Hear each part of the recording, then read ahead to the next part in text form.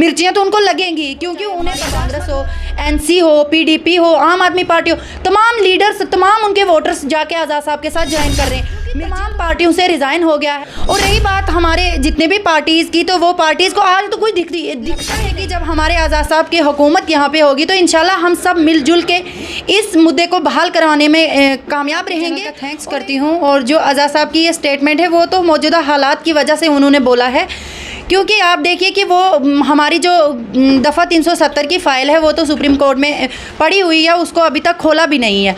और हमें लगता है कि जब हमारे आज़ाद साहब की हुकूमत यहाँ पे होगी तो इंशाल्लाह हम सब मिलजुल के इस मुद्दे को बहाल करवाने में कामयाब रहेंगे।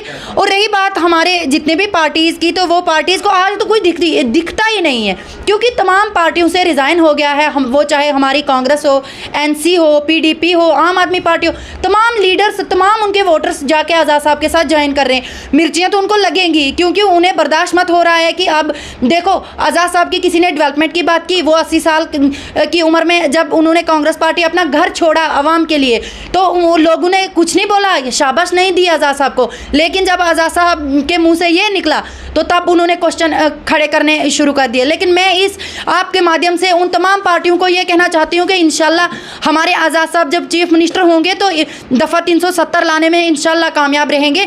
क्योंकि आप मुतमईन बैठिए, आप आज़ाद साहब की जो भी बात आज़ाद साहब करता है उसका कोई ना कोई मेन पॉइंट होता है। तो किसी भी आज़ाद साहब किसी भी पार्टी ज्वाइन नहीं करेंगे। अगर उन्होंने किसी पार्टी से ज्वाइन करना होता तो वो कांग्रेस पार्टी को ही नहीं छोड़ते थे, क्योंकि कांग्रेस पार्टी तो एक सेकुलर पार्टी है ना। अब अगर उसमें कोई गुंडागर्दी हो रही है तो हम कांग्रेस पार्टी को बदनाम तो नहीं ना कर सकते, उसने वहीं से नहीं आना था। अलबत्ता जितने भी हमारे लीडर्स हैं जो ये बोल रहे हैं कि वो ज्वाइन करेंगे, मैं तो कहती हूँ आप दोबारा तमाम लीडर्स अगर दोबारा जन्म लेंगे आज़ाद साहब तक नहीं पहुँच पाएंगे। और बाकी रहा ज्वाइनिंग का, वो किसी पार्टी से ज्वाइन नहीं करेंगे। इंशाल्लाह वो अपनी पार्टी लॉन्च करेंगे और कामयाब भी उसमें होंगे। लेकिन वो ये नहीं समझ रहे हैं ना, वो ये नहीं समझ रहे हैं कि जैसे कोई आज ही मौजूदा सरकार की बात कर लीजिए कि उन्होंने जब भी वो उनकी हुकूमत आई थी तो उन्हें घर में जितना भी फंडिंग थी वो घर में घसीटने की कोशिश की। उन्होंने ये नहीं सोचा कि ग्राउंड लेवल पे मेरी कोई आवाम रो रही है। लेकिन रियासत जम्मू कश्मीर में जितनी भी गरीब आवाम है तो आज़ाद साहब की वो फंडिंग, वो डेवलपमेंट, वो सब मौजूद है। अगर आज़ाद साहब कोई वैसे होते कि अपने ही लेवल पे पैसे खींचते तो उन्होंने सबसे पहले घर में डेवलपमेंट करनी थी। लेकिन मैं उन लीडरों को कहती हूँ थोड़ा शर्म कीजिए।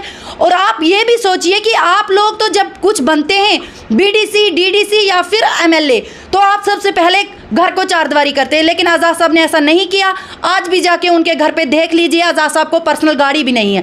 तो उन लीडरों को शर्म आनी चाहिए कि इंटरनेशनल का लीडर है लेकिन उसके पास कुछ भी नहीं है। तो ये उन लोगों के लिए भी बहुत बड़ा मतलब ज़हन नशीन होने की ज़रूरत है कि आज़ाद साहब से कुछ सीखो, क्योंकि उन्होंने घर में कुछ भी फंडिंग नहीं की तो रियासत जम्मू कश्मीर में वो तमाम डेवलपमेंट की है 27 मंथ में, जो शायद मौजूदा सरकार या एनसी, पीडीपी, आम आदमी पार्टी 70 सालों में भी नहीं कर पाएगी। हम इस बात से इनकार नहीं करते हैं। मैं हर जगह कहती हूँ कि प्रधानमंत्री जी का हम थैंक्स करते हैं जिन्होंने लेडीज़ को रिजर्वेशन दी। पर मैं किसी पार्टी से जीत के नहीं आई हूँ, मैं बीजेपी से जीत के नहीं आई हूँ। मैंने इंडिपेंडेंस का इलेक्शन लड़ा सरपंची का, फिर इंडिपेंडेंस लड़ा बीडीसी का, तो इंशाल्लाह जीत भी गई। मुझे किसी का मतलब एहसान नहीं लेना है, क्योंकि मैं तो किसी पार्टी से बनाई हुई नहीं हूँ, मैं तो इंडिपेंडेंट जीती हूँ। तो वो अगर मुझ पर सवाल बोलते हैं कि या मुझ पर इल्ज़ाम लगाते हैं कि आप बीजेपी की हुकूमत से बने हैं, तो ऐसा ये झूठ है। नहीं, रिजर्वेशन लेडीज़ को रिजर्वेशन दी, मैं उनका थैंक्स करती हूँ, बट बीडीसी का नहीं था। ये बीडीसी तो हम इंडिपेंडेंट जीते थे। वो तो हमारे जो प्रेसिडेंट ऑफ इंडिया जो हैं वो तो उन्होंने बनाया, इसमें तो मौजूदा सरकार का कुछ भी नहीं है।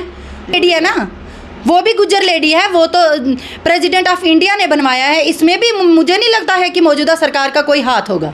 पिछली बार कुछ रिकॉर्डिंग्स आपके गाँव से वायरल हुई है जिसमें बहुत सारे लोगों ने जो है आज़ाद को जो है कुछ ऐसे जवाब बेचे जिन्होंने गुजर कम्युनिटी और खासकर मुस्लिम कम्युनिटी को लेकर स्टेटमेंट। देखो, मैं तो कहती हूँ कि आज़ाद साहब ने, मैं जम्मू से लेके छात्रों तक आज़ाद साहब के साथ रही।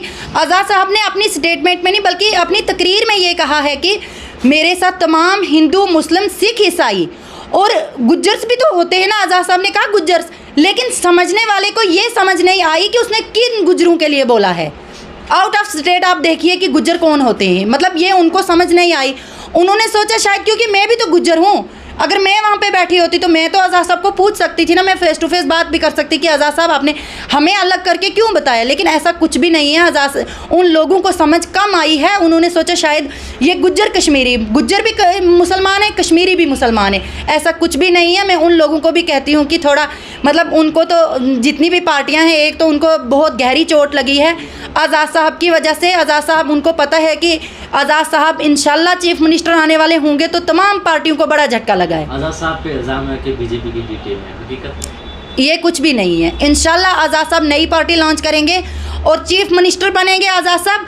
तमाम जितने भी लीडर्स आज आज़ाद साहब पे इल्ज़ाम लगा रहे हैं उनको मुंह तोड़ जवाब मिलेगा इंशाल्लाह।